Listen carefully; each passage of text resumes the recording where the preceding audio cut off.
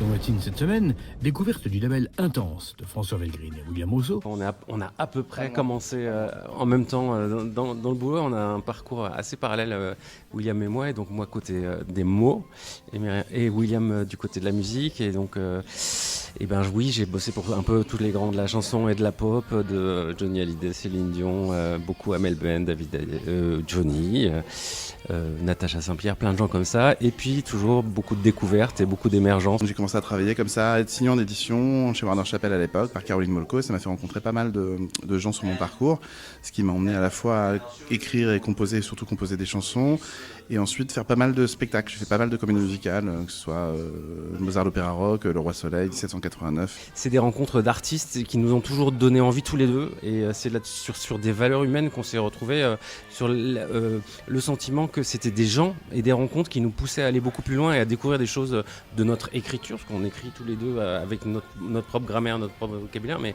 qu'on allait plus loin parce qu'on rencontrait des gens qui nous poussaient dans des endroits où on n'aurait pas été tout seul. Et donc encadrer des gens, c'est vraiment notre expertise qu'on aime faire, découvrir des choses avec eux, pour eux, et les entourer pour qu'ils aient un territoire de jeu bien affirmé et qu'ils aient le plus de chances possible de trouver leur place. Tu aimes mes jambes dans la glace. Je les aime pas.